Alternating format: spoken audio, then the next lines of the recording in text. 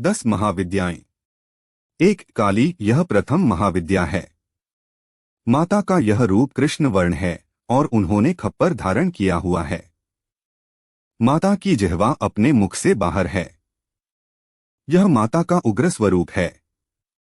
2 तारा, तारा का अर्थ है सबको तारने वाली। काली माँ जब कृष्ण वर्ण से नीलवर्ण में परिवर्तित हुई तो उन्हें तारा नाम से संबोधित किया गया। माता का यह स्वरूप उग्र और सौम्य दोनों भावों का समागम है।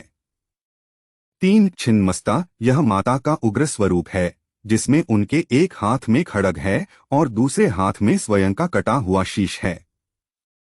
इनके कटे हुए स्कंध से रक्त की 3 धारा बह रही हैं, जिससे उनका छिन्न मस्तक और उनकी 2 सखियां जया और विजया रक्तपान कर रही हैं।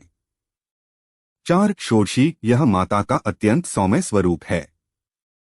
इनकी छवि श्याम, रक्तिम और स्वर्णिम वर्णों युक्त प्रतीत होती है।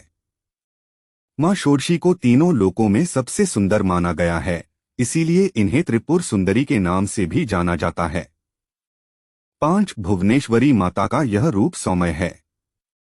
ये संसार के सभी ऐश्वर्य की स्वामिनी मानी जाती है। इनका रूप मां षोडशी के समान है। 4 भुजाओं वाली मां भुवनेश्वरी का एक हाथ अभी मुद्रा में और दूसरा हाथ वरद मुद्रा में है। शेष 2 हाथों में माता ने अंकुश और रज्जु को धारण किया हुआ है।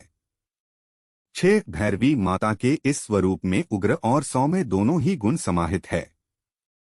इसीलिए उनका एक रूप महाकाली की तरह उग्र है और दूसरा स्वरूप मां पार्वती की तरह शांत है। मां भैरवी महादेव के अवतार भैरव की अर्धांगिनी है।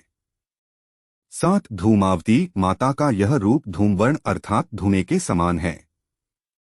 माता का यह रूप एक वृद्ध विधवा के समान है और इनका वाहन कौआ है। यह माता का उग्र स्वरूप भी कहलाता है।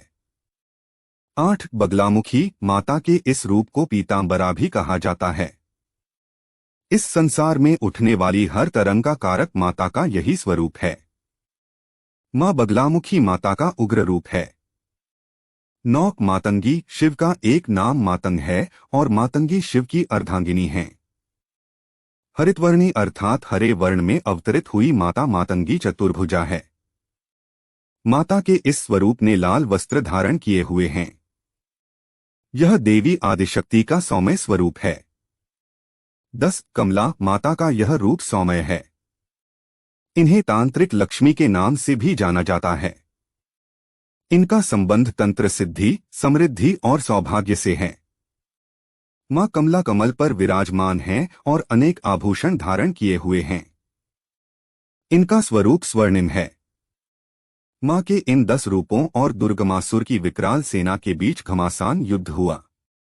यह युद्ध 9 दिनों तक चला और इन 9 दिनों में पृथ्वी पर प्रचुर वर्षा हुई, जिससे पृथ्वी पर फैला अकाल समाप्त हुआ। 10 महाविद्याओं ने दुर्गमासुर की संपूर्ण सेना का नाश कर दिया और अंत में ये 10 महाविद्याएं एक रूप में समाहित हो गई और दिव्य प्रकाश से युक्त एक देवी ने अवतार लिया, जो सिंह पर सवार थीं और अपने एक हाथ में त्रिशूल धारण किए हुए थीं। इस दिव्य रूप में प्रकट हुई देवी ने दुर्गमासुर का वध किया।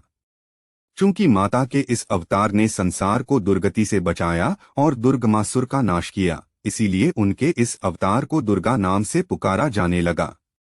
तो यह थी मां भगवती से उत्पन्न हुई 10 महाविद्याओं की कथा। नवरात्रि में इन 10 महाविद्याओं की आराधना अत्यंत फलदायक होती है। माता के ये स्वरूप आपके जीवन की हर दुर्गति को दूर करते हैं और आपको हर तरह की विद्याओं में सिद्धि पाने का आशीर्वाद मिलता है। धन्यवाद।